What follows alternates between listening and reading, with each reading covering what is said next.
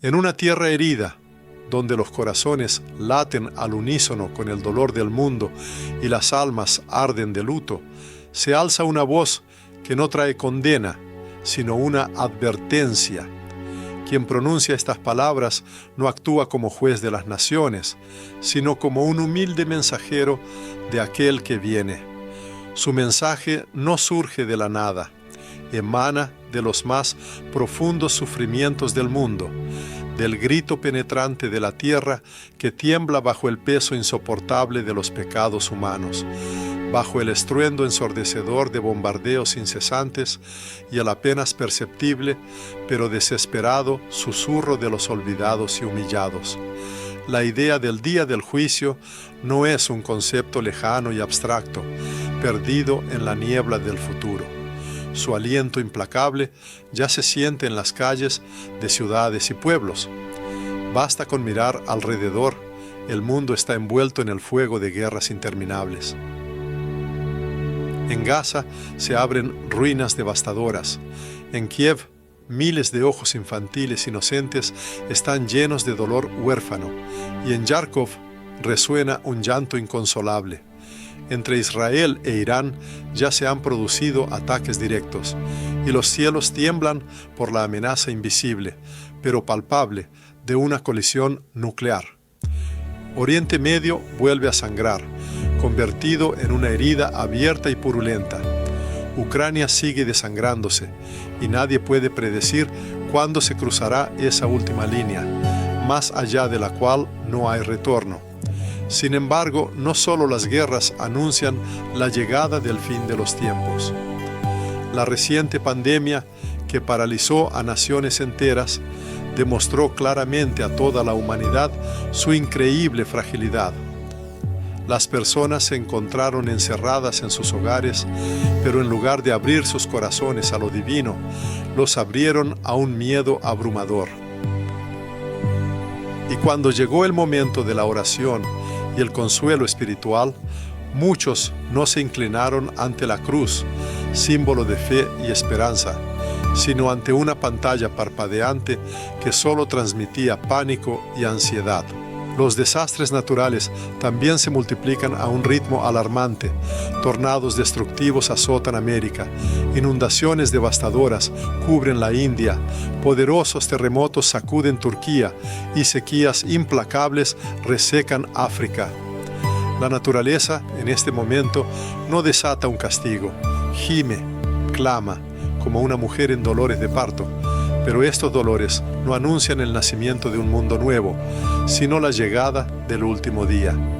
La pregunta sigue abierta. ¿Quién es capaz de escuchar este gemido penetrante? Las Sagradas Escrituras nunca ocultaron la llegada de este período. El propio Cristo predijo: oiréis de guerras y rumores de guerras. Se levantará nación contra nación y reino contra reino, y habrá hambres, pestilencias y terremotos en diversos lugares. Todo esto será principio de dolores. Mateo 24, 6, 8. Debe comprenderse que la humanidad no solo se acerca a este principio, sino que ya está plenamente inmersa en él.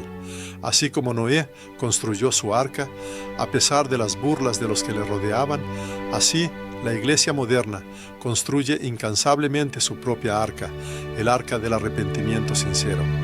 Sin embargo, el mundo, inmerso en sus preocupaciones, solo sonríe irónicamente. La gente afirma: esto es solo una exageración, o pregunta: ¿dónde está el Todopoderoso si hay tanto sufrimiento a nuestro alrededor? Pero el Todopoderoso permanece donde siempre ha estado. Estuvo junto a Job en medio de su sufrimiento, estuvo bajo la cruz de su hijo y caminó con Lot cuando el fuego cayó sobre Sodoma. El verdadero problema no radica en la presencia o ausencia divina. Radica en que la humanidad abandonó voluntariamente su hogar espiritual, abrió las puertas a la oscuridad espiritual, comenzó a llamar bien al mal y erigió templos al placer donde antes se elevaban altares de santidad. Hoy en día, en los hogares, hay muchas más pantallas parpadeantes que imágenes sagradas veneradas. Se escuchan muchas más justificaciones de los propios pecados que oraciones sinceras de perdón. Y así como el pueblo de Israel en el Antiguo Testamento olvidó al Señor y se inclinó ante los ídolos, así hoy muchas naciones del mundo han olvidado a su Creador. Erigen diligentemente Babilonias modernas, megalópolis desprovistas de presencia divina, familias que han roto pactos sagrados, culturas que se han apartado de la cruz. Sin embargo, todavía hay tiempo para despertar. Aunque el tiempo se agota irremediablemente, aún no ha llegado a su fin completo. Por eso, con profunda súplica, invita a todos a levantarse en espíritu con una oración sincera, implicando no solo la abstinencia corporal, sino también la verdadera purificación del alma. Los hombres deben convertirse en guías espirituales y sacerdotes dentro de sus hogares. Las mujeres deben encender incesantemente la lámpara inagotable de la fe en los corazones de sus hijos. La generación joven no debe perseguir los fantasmas efímeros de la gloria terrenal, sino buscar diligentemente la luz imperecedera de la verdadera verdad. Esta locura de la guerra, que destruye vidas, debe detenerse no solo con la fuerza de las armas, sino también mediante la humilde genuflexión ante el Todopoderoso.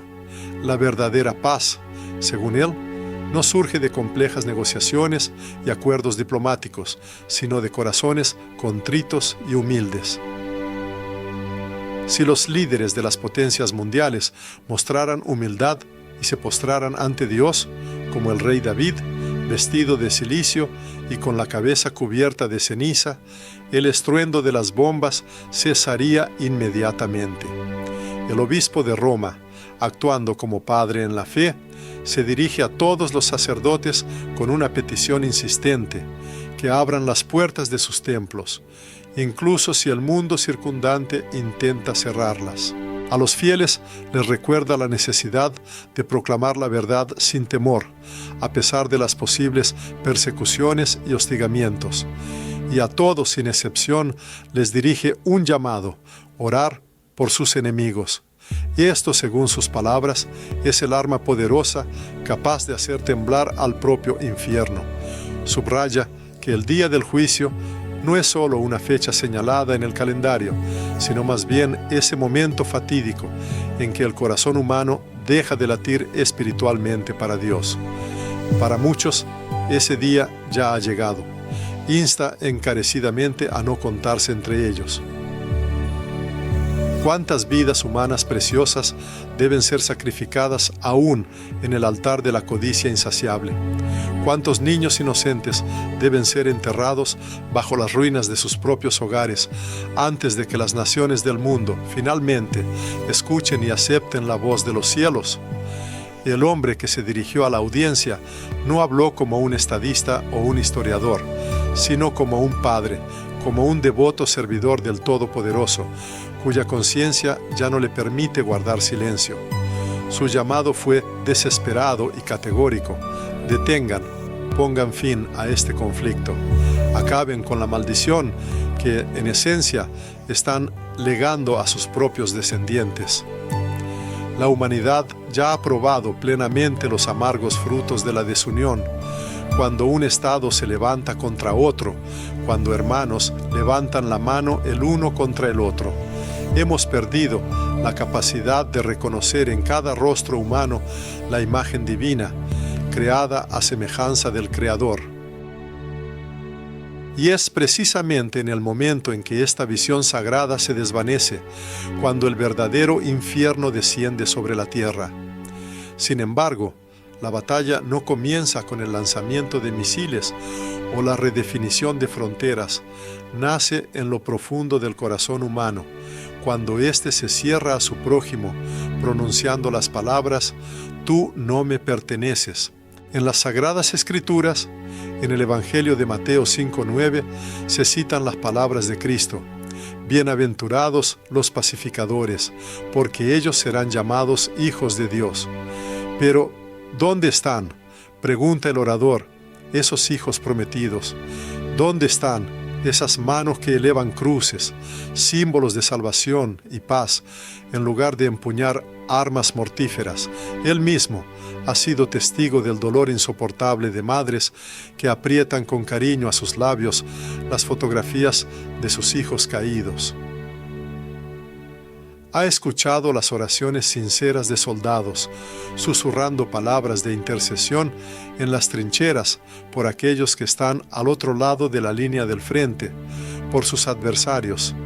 Sin embargo, lamentablemente, también ha escuchado cómo figuras poderosas, revestidas de arrogancia y pronunciando discursos escalofriantes, firman despiadadamente otra sentencia de muerte para toda una generación de personas, condenándolas al sufrimiento y la perdición. Tales acciones no son una manifestación de poder genuino, sino una monstruosa traición al plan divino original para la humanidad, para su existencia armoniosa. El Todopoderoso, al crear este mundo, no lo destinó a conflictos sangrientos y destrucciones. Plantó un jardín paradisíaco, lleno de vida y belleza, y no un campo de batalla y matanza sin límites. Insufló en el hombre el aliento de vida y no dio órdenes de exterminio mutuo. Y cuando Caín, impulsado por la envidia y la maldad, cometió fratricidio, quitando la vida a su hermano Abel, la primera pregunta que Dios le hizo fue simple y penetrante: ¿dónde está tu hermano? En los tiempos actuales, esta pregunta eterna resuena por todo el planeta, dirigiéndose a cada nación y estado. Israel, ¿dónde está tu hermano? Irán, ¿dónde está tu hermano? América, Ucrania, Rusia, ¿dónde está vuestro hermano? La sangre de Abel, derramada inocentemente hace miles de años, sigue clamando desde las profundidades de la tierra. Su llamado no ha cesado, sino que, por el contrario, se vuelve cada vez más fuerte e insistente, exigiendo respuesta y justicia. Por eso, el orador se dirige a todos con una súplica sincera: depongan las armas, pero háganlo no por cobardía o miedo a las consecuencias, sino por una profunda y consciente obediencia a la voluntad divina. A los gobernantes de las naciones se les hace un llamado. El verdadero poder no reside en asestar el primer golpe, sino, por el contrario, en la disposición de ser los primeros en tender la mano de la reconciliación y pedir perdón. Si el Mesías hubiera esperado solo el triunfo de la justicia, su camino nunca lo habría llevado al Gólgota, a la crucifixión. Sin embargo, él aceptó este camino sacrificial, movido por un amor ilimitado, porque el amor no es un signo de debilidad, sino más bien una llama que todo lo consume, capaz de erradicar el odio más profundo. A los soldados, comandantes y líderes militares se les recuerda insistentemente su verdadera esencia. No son máquinas sin alma o figuras de ajedrez sin voluntad. Cada uno de ellos posee un alma inmortal, cuya existencia se extiende más allá de la vida terrenal.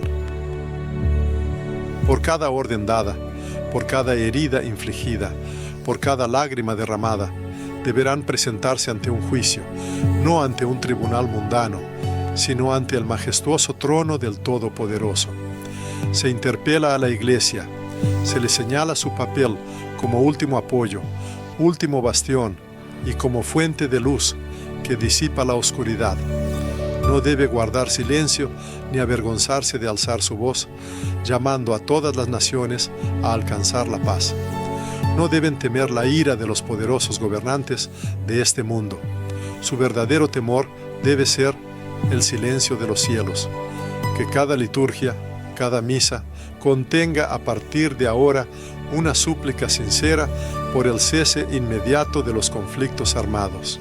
Que cada campana de la Iglesia anuncie no solo el paso del tiempo, sino también el valor inestimable de cada vida humana. Al pueblo se le transmite un mensaje, se les infunde la idea de que no son impotentes. Cada oración pronunciada acerca la llegada de la paz. Cada perdón manifestado es capaz de romper una antigua maldición. No deben maldecir a sus adversarios, sino, por el contrario, bendecirlos. Es importante no formar parte del odio que todo lo consume, no llevar el peso de las armas en lo profundo de su alma. El verdadero lugar para las armas es en la tierra, donde pueden ser abandonadas, y no en el corazón humano. El gran profeta Isaías una vez proclamó: forjarán sus espadas en rejas de arado y sus lanzas en podaderas. Isaías 2:4. Esta profecía no se percibe como una simple metáfora, sino como un llamado directo e ineludible que conserva su actualidad y fuerza hasta el día de hoy. La humanidad no necesita aumentar sus arsenales, sino, en primer lugar, renovar sus corazones. Se suele decir que mientras haya aliento en el ser humano, siempre hay esperanza. Con profunda convicción, el predicador se dirige a todos los representantes del género humano, hombres y mujeres de buena voluntad, instándolos a la unidad.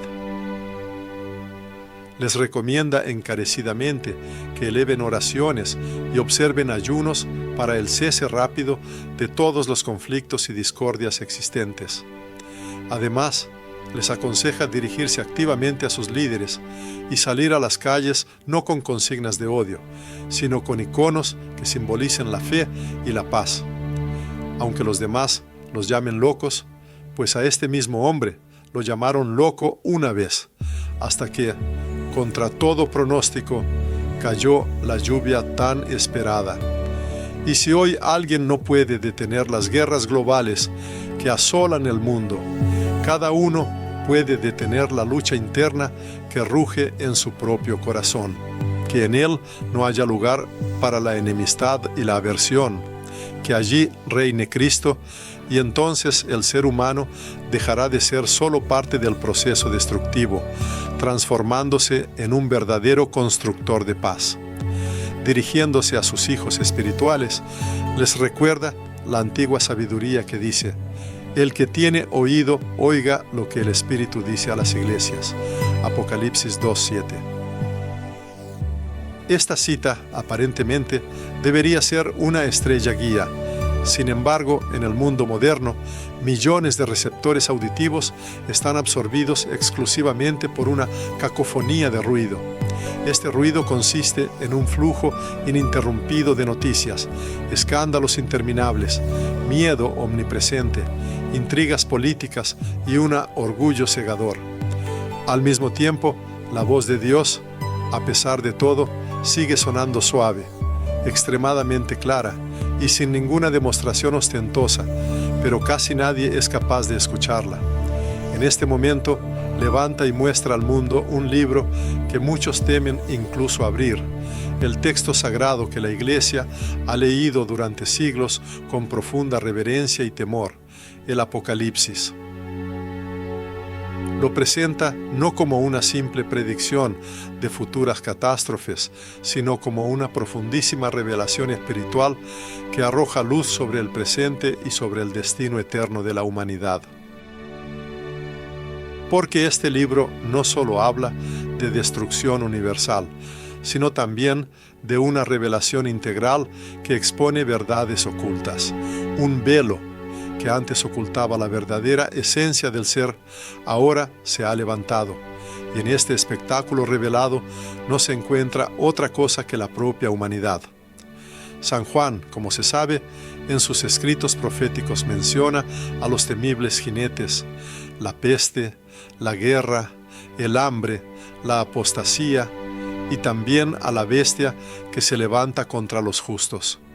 ¿Acaso no son estas imágenes siniestras las que se nos presentan en el mundo moderno? El jinete de la guerra cabalga imparable por las tierras, encendiendo conflictos entre pueblos y naciones. El jinete del hambre continúa su camino de dolor, dejando tras de sí devastación en África, Siria y en innumerables aldeas olvidadas. El jinete de la peste, a su vez, ha recorrido todos los continentes, y el miedo generado por su aparición ha obligado a toda la humanidad a encerrarse en sus hogares, sumergiéndose en el aislamiento. ¿Acaso estos acontecimientos no son signos evidentes de lo que está por venir o ya ha llegado? Además, Juan narra la gran ramera, en cuya frente está escrito el nombre: Misterio, Babilonia la Grande, la madre de las rameras y de las abominaciones de la tierra. Apocalipsis 17:5. La humanidad, se afirma, ha creado sistemas complejos que en esencia trafican con almas humanas, convirtiéndolas en mercancía. La sociedad, lamentablemente, permite que su propia cultura se prostituya, vendiendo descaradamente la pureza y los principios morales a cambio de fama y reconocimiento momentáneos. Incluso algunos de los que visten sotanas sagradas, al parecer, han perdido ese santo temor a Dios, mezclando así el vino puro del espíritu con el vino embriagador de los placeres mundanos y los compromisos. ¿Y qué hace la bestia, que según las profecías sale del abismo? Ante todo, exige adoración absoluta para sí misma. No importa si adopta la forma de una ideología que todo lo consume, de una falsa espiritualidad engañosa o de un control digital omnipresente que encadena la libertad. Su único anhelo es obligar a las personas a rechazar al Cordero, a dejar de ser santas y a aceptar una marca que no está destinada a la mano, sino a la mente y al corazón. La bestia anhela que la mentira sea aceptada como norma, que la oscuridad sea percibida como luz y el pecado como verdadera libertad. Se afirma con insistencia que este tiempo profético ya ha llegado. La humanidad no espera la llegada de la bestia, ya habla desde las pantallas, penetrando en la conciencia de las masas. La gente no espera la marca. Ya está profundamente arraigada en los corazones de quienes rechazan conscientemente la palabra divina. El Apocalipsis venidero no es una perspectiva lejana, impregna el tejido mismo de la historia, manifestándose en cada decisión que se toma. Sin embargo, en los textos sagrados también se encuentran grandes promesas. Así se dice: el que venciere heredará todas las cosas, y yo seré su Dios, y él será mi hijo. Apocalipsis 21:7. De hecho, es posible superar los obstáculos.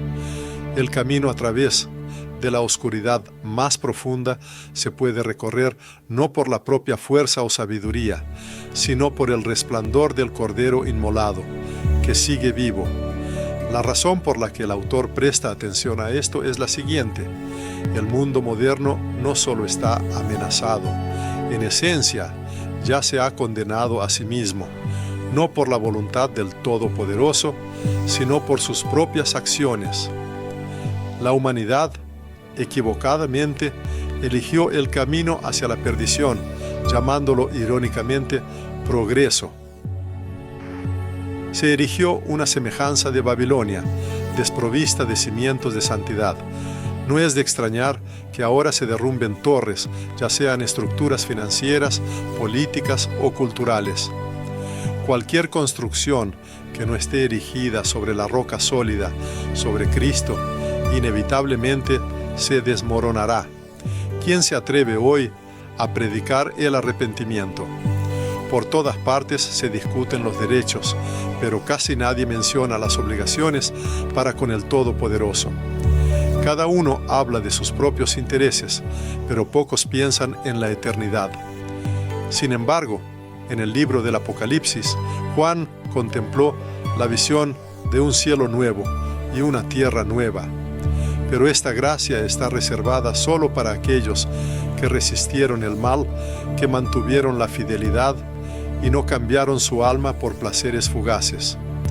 Por eso él insiste: despierten, no por la observancia de un rito religioso formal, sino como un verdadero levantamiento del espíritu. Se invita a levantar la mirada por encima de la vanidad de la política, del ruido de la propaganda, del miedo paralizante. Se propone contemplar los cielos y hacerse una pregunta profunda. Si Cristo regresara este mismo día, ¿estaría uno preparado para su venida? La Sagrada Escritura dice: «He aquí, vengo pronto». Tradicionalmente, estas palabras se percibían como una metáfora, pero ¿y si no lo son? ¿Y si ese pronto es realmente el momento actual? Él insta encarecidamente: vuelvan a los orígenes del Evangelio. No solo lean sus páginas, sino encarnen sus principios en su vida. Beban de él, como de la única fuente salvadora en medio de un desierto sin agua. Restauren la oración viva en sus hogares. Limpien sus moradas de todo lo que lleva a la sombra de la muerte. Rompan cualquier lazo que los ate al pecado. Enciendan la lámpara de la verdadera fe, porque en la hora de oscuridad que se aproxima, solo aquellos que hayan guardado cuidadosamente esta luz tendrán la oportunidad de ver el camino. Cuando la verdad comienza a hablar, inevitablemente exige una elección decisiva del ser humano. Es imposible permanecer neutral cuando el Señor hace un llamado, o uno le abre las puertas de su corazón o lo deja fuera. Sin embargo, debe recordarse que su llamado no resonará para siempre. El narrador comparte esta observación porque él personalmente ha sido testigo de cómo los corazones despertaban a una nueva vida, prestando atención a la palabra. Esto ocurría incluso en los rincones más oscuros del mundo, entre montones de ruinas, cenizas humeantes y miedo que todo lo abarcaba. Él guarda celosamente en su memoria 2 de esos testimonios y hoy está dispuesto a compartirlos. El primero de estos testimonios llegó de una aldea devastada por el tiempo y la guerra, ubicada en el este de Ucrania. Allí vive una anciana llamada María, de 91 años. Durante su larga vida, ha sobrevivido a los horrores de la Segunda Guerra Mundial, los tormentos del Holodomor, el dolor de la pérdida de su esposo y la pérdida prematura de su hijo. Cuando las bombas volvieron a caer sobre su casa, los voluntarios le suplicaron insistentemente que abandonara el lugar peligroso y evacuara, pero ella se negó rotundamente. María explicó su decisión con estas palabras: «Me quedo aquí porque mi casa es un lugar sagrado de oración».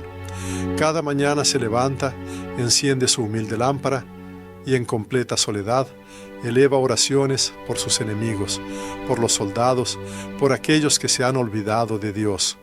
Sus vecinos afirman unánimemente que ninguna bomba ha tocado su vivienda y ninguna ventana ha sido rota. «No me escondo en el sótano», dice ella, «me refugio en la sangre de Jesús». Y cuando le preguntan por qué no ha abandonado ese lugar peligroso, ella solo sonríe con dulzura y mansedumbre, respondiendo: «¿Y quién entonces va a orar por los que disparan?». El inicio del relato sobre la transformación de una vida humana proviene de Brasil, donde tuvo lugar una asombrosa historia con un joven llamado Lucas. Su pasado estuvo ensombrecido por actividades criminales. Se dedicaba a la venta de drogas y era miembro de una banda violenta. Él mismo fue testigo de una terrible tragedia cuando su hermano murió frente a sus ojos. Esta horrible experiencia convirtió su corazón en piedra, privándolo de todo sentimiento y esperanza. Sin embargo, el destino lo llevó a una comunidad católica, donde lo trataron de una manera completamente diferente, no como a un criminal despiadado, sino como a un hijo que necesitaba amor y sanación. Allí escuchó la parábola del hijo pródigo, y esta profunda narración lo conmovió hasta lo más profundo del alma, provocándole lágrimas, las primeras en 10 años. Su conversión no fue un mero acto formal, sino que se convirtió en algo genuino y completo. Lucas se confesó, abandonó por completo su antigua vida y se fue a vivir a un monasterio, dedicándose a una nueva existencia. Hoy dirige una escuela misionera para adolescentes, los mismos a quienes hasta hace poco él mismo podría haber involucrado en el mundo criminal. Su vida no solo se salvó de la perdición, fue completamente transformada, cambiando su dirección de la oscuridad a la luz. Él mismo testifica sobre su transformación, diciendo: «Vivía como una bestia, pero el Padre me vistió de blanco. Ya no soy esclavo de la oscuridad, soy hijo de la luz». El propósito de estas historias es mostrar que incluso en un mundo donde, al parecer, todo está irremediablemente perdido, un poder superior sigue obteniendo victorias. No necesita numerosos ejércitos para cambiar los corazones humanos. Basta con una sola persona dispuesta a decir sí. Y ese corazón abierto puede ser el de cada uno de nosotros. No es necesario esperar una intervención milagrosa del cielo. Cada persona está llamada a hacer un milagro aquí en la tierra, en su vida cotidiana, en el seno de su familia, dentro de su país y en su propia calle. No se debe esperar pasivamente a que el mundo se vuelva más amable por sí solo. En cambio, es necesario convertirse en quien activamente ofrece perdón y comprensión. No hay que esperar que los políticos firmen un tratado de paz universal. Es mucho más importante firmar la paz en la propia alma, porque de ahí comienza la verdadera reconciliación. Cada acto de amor manifestado por una persona se convierte en un poderoso golpe contra el mal, como una bofetada al infierno. Cada manifestación de misericordia le inflige una herida profunda. Jesucristo vino a este mundo no por personas perfectas e impecables. Su llamado se dirige a quienes están quebrantados, pero aún no se han rendido, a quienes caen, pero no dejan de pedir ayuda, a quienes están en la oscuridad, pero buscan persistentemente la luz. Y si alguien, al leer estas líneas, cree que ya es demasiado tarde para él, que escuche, este mensaje es precisamente para él. En el Apocalipsis se dice: «He aquí, yo estoy a la puerta y llamo». Apocalipsis 3:20. Esto no es solo una hermosa metáfora poética, es una cruda realidad. Cristo está a la puerta de la casa de cada uno, a la puerta de su vida, a la puerta de su pasado. Él llama y Él ciertamente entrará. Pero esto sucederá solo si la persona misma abre esa puerta. El mundo, sin duda, ya tiembla bajo los pies de la humanidad, pero esto no debe ser motivo de miedo. Al contrario, es una oportunidad única para tomar una decisión trascendental. Se puede observar cómo una persona transforma una calle, cómo una sola voz puede despertar a toda una nación, cómo una humilde vela disipa la oscuridad más profunda. No se debe pensar en uno mismo como algo insignificante. Si David hubiera tenido esa opinión, Goliat seguiría burlándose. Cada persona no es una casualidad en este mundo, puede ser la última esperanza para alguien cercano. El camino hacia el cambio comienza por uno mismo. Perdonar, volver a la iglesia, romper con el pecado, pedir oración, encender la llama interior, limpiar el corazón. Estas no son solo acciones simbólicas, sino el verdadero camino hacia una vida plena. En este momento, la humanidad se encuentra en el umbral no solo del tiempo, sino también de la eternidad. Todo lo que antes estaba oculto se revela gradualmente, y lo que parecía inquebrantable comienza a desmoronarse. Sin embargo, si has llegado a este punto, es importante comprender: Dios sigue hablándote.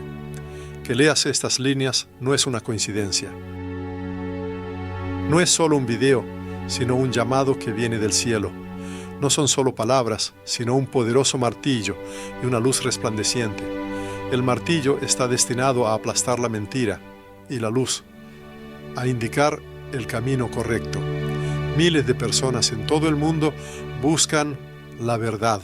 Experimentan una profunda decepción con la política, con religiones desprovistas de fuego espiritual, con sermones sin verdadera fuerza, en un mundo que ha perdido el sentido.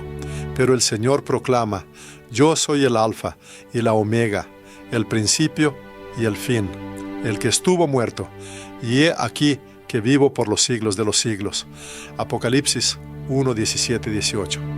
El verdadero Salvador no es un sistema ni un líder terrenal, es Cristo, y Él no viene como una amenaza, sino como una gran esperanza para aquellos que esperaron pacientemente, que derramaron lágrimas, que mantuvieron su fe, incluso cuando se burlaban de ellos, que siguieron amando cuando parecía sin sentido. Para ellos los cielos se abren. Sin embargo, para otros viene el fuego. Esto sucede no porque Dios busque castigar, sino porque quienes rechazaron la luz conscientemente eligieron la oscuridad. Quienes rechazaron la sangre del Cordero se quedaron con su culpa. Por eso se insta encarecidamente a no postergar. No hay que esperar a que sea demasiado tarde. No hay que esperar otra señal. Ya ha sido dada. Uno mismo es esa señal. El hecho de que todavía respire, que aún sea capaz de arrepentirse, que aún pueda perdonar, que aún pueda regresar, todo esto es la señal. Se puede empezar con un simple paso, con una oración sincera: Señor, sálvame. Oh, Jesús, vuelve a mi casa. Esto no es solo religión, es la vida misma. Y si estas palabras se pronuncian hoy, el infierno temblará, porque un alma salvada significa una derrota para las fuerzas de la oscuridad. A quienes escuchan este mensaje se les hace un llamado apremiante. Deben responder, no guardar silencio. Se les insta a elevar oraciones por sus seres queridos, por aquellos que tienen una profunda necesidad del Señor. Uno no debe avergonzarse de su autenticidad. De esta manera, testifica al mundo que la vida continúa, que Dios sigue dirigiéndose a la humanidad. Si alguien se siente confundido, sin saber por dónde empezar, que se acerque a Dios con sinceridad. Tal acercamiento representa una semilla capaz de encender una llama no solo en el alma de la persona, sino también en su familia y luego en toda su nación. Debe orar por su ciudad, por sus seres queridos, por todos esos puntos de dolor que inquietan su alma. Porque la iglesia no se limita solo a los muros del templo o a la celebración de la liturgia, está encarnada en cada persona. En la comunidad de creyentes es el cuerpo vivo de Cristo, que sigue respirando y actuando en medio de estos, los últimos tiempos. E incluso si la noche se hace más densa alrededor, los creyentes no están solos, porque el Cordero sigue brillando en medio del trono, y ellos permanecen inseparablemente con Él.